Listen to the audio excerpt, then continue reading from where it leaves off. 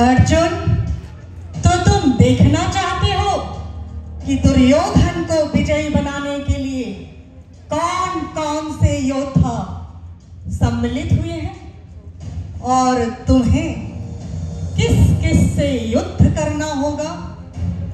हाँ केशव, मैं यही देखना चाहता हूँ। तो देखो, मैं तुम्हारा ये रथ दोनों सेनाओं के मध्य में लाया हूं।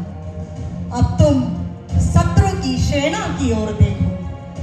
सेना के अग्र में खड़े हैं पितामह भीष्म, तुम्हारे सबसे बड़े शत्रु।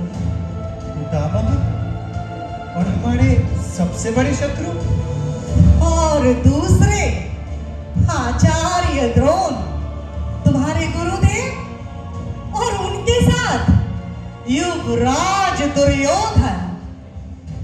हे कौन्ते, यदि तुम्हें विजयी बनना है तो तुम्हें इन सब का वध करना होगा। वध?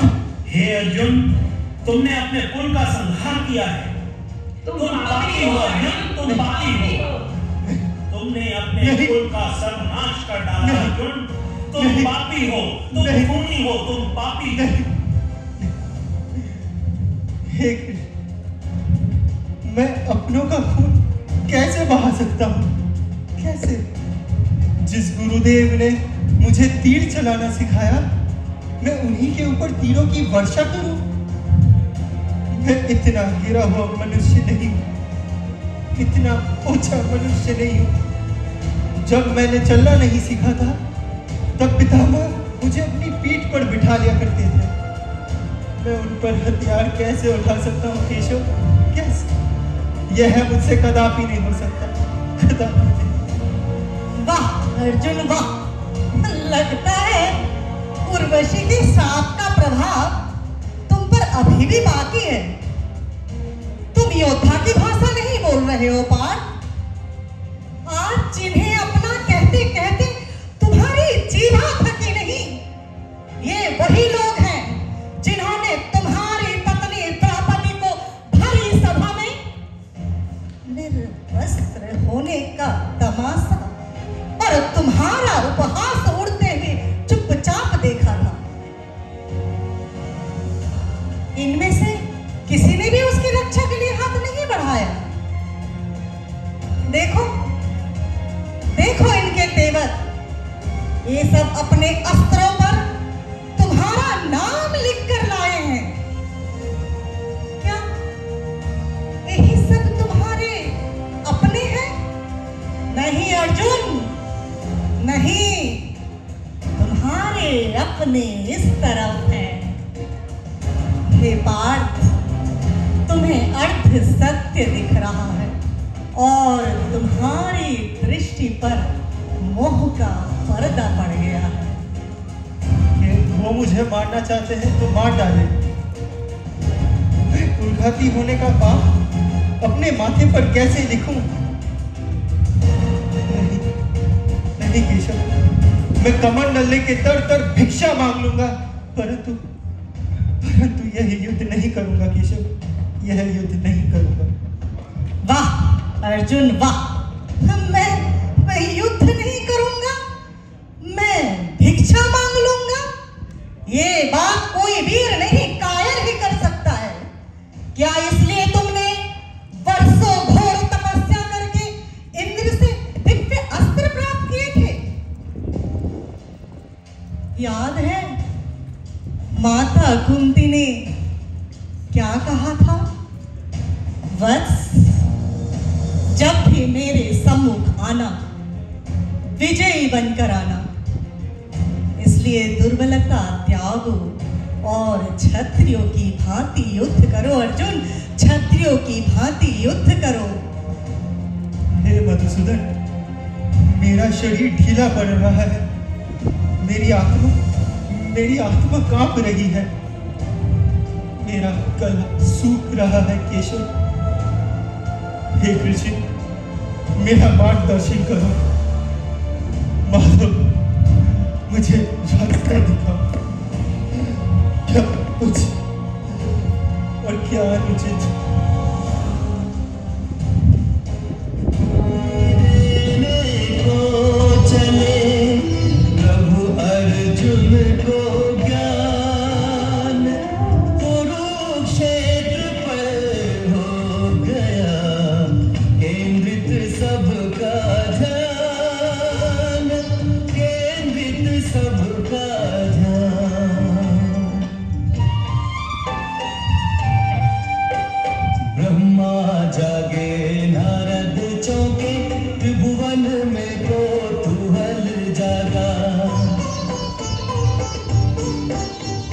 चारों दिशाएं सचेत हुई, धरती पर ध्यान सभी का लगा।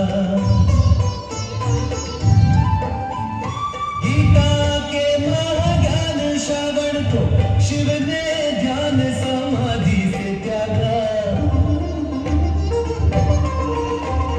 एक अर्जुन के निमित्त मिलेगा, ज्ञानामृत सबको बिन मांगा। एक अर्जुन के निमित्त। अर्जुन, तुम्हारी बुद्धि इस जीवन और मृत्यु के मध्य में अटकी हुई है। अपने कर्तव्य से मुंह मोड़ लेने से ये लोग नहीं बचेंगे। इन्हें तो मैं पहले ही मार चुका हूं। तुम तो एक साधन मात्र हो। कर्मण्येवाधिकारस्ते मा फलेषु कदाचन। हे अर्जुन, तुम्हें फल की चिंता किए बिना कर्म करना होगा। तुम्हें भावनाओं का त्याग करना होगा। युद्ध करो अर्जुन, युद्ध करो और अपनी कीर्ति, धर्म और कर्तव्य की रक्षा करो। परंतु मैं इस कर्म का बोझ कैसे उठा सकता हूँ केशव? कैसे? यदा यदा हि धर्मस्य ग्लानिर्भवति भारत, अभ्युत्थानं धर्मस्य तदात्मनं सृजाम्यहम्। यह युद्ध कोई व्यक्तिगत लाभ या हानि के लिए नहीं है। ये सिर्फ धर्म को बनाए रखने के बारे में है। यदि तुम अपने कर्तव्य को त्याग देते हो पार्थ, तो तुम अपने धर्म को भी त्याग देते हो। तुम अपने कर्म के फल से नहीं, बल्कि कर्तव्य से बंधे हो पार्थ, कर्तव्य से बंधे हो। लेकिन यदि मेरे कर्म दुख का कारण बनते हैं, तो यह कैसे सही हो सकता है केशव? कर्म का फल तुम्हारे हाथ में नहीं है। तुम्हारा कर्तव्य सिर्फ ईमानदारी से कर्म करना है, आसक्ति से नहीं। इसलिए अपना कर्तव्य करो, लेकिन फल की लालसा मत करो। यही कर्म योग है, निस्वार्थ कर्म का मार्ग। तू तो निमित्त मात्र है, नियति का एक पात्र है। कर्म करना ही अब तेरा मार्ग शेष एकमात्र है। लेकिन अगर मैं असफल हो गया तो? अगर इससे और अराजकता फैल गई तो क्या होगा केशव? असफलता और सफलता ये मन के भ्रम मात्र है। एक सच्चा योद्धा असफलता के डर के बिना काम करता है। जैसे एक नदी समुद्र की ओर बढ़ती है, वैसे ही यह बिना सोचे कि वो कहां ले जाती है। प्राणी को भी अपने कर्तव्य की ओर बढ़ना होगा।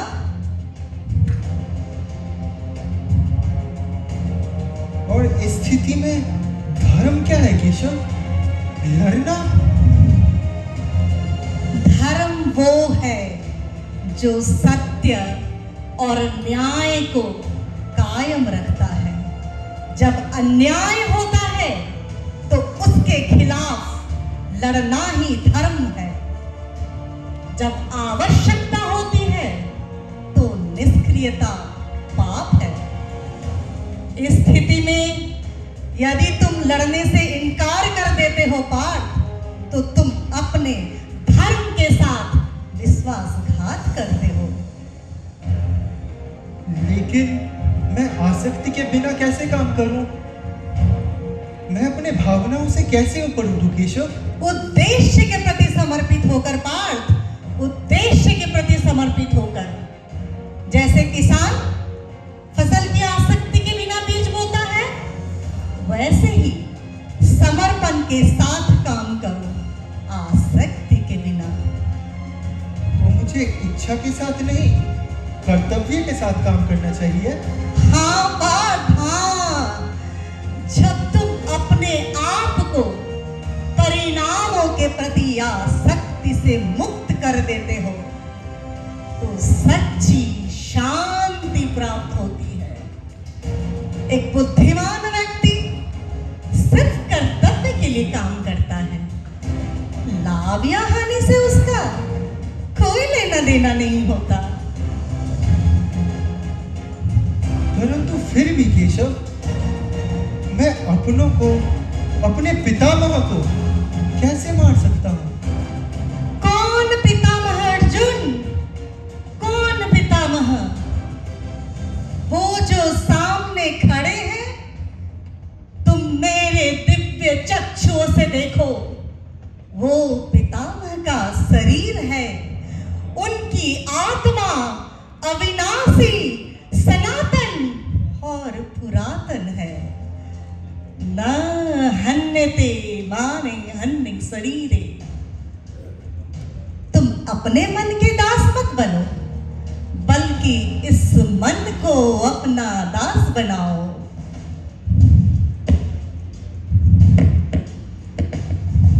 अब मैं समझ गया केशव, मेरी हिचकिचाहट, भय और आसक्ति में निहित थी।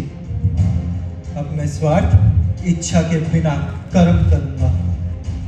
यही सच्ची बुद्धि का मार्ग है। अब उठो और स्थिर मन से युद्ध करो अर्जुन, स्थिर मन से युद्ध करो।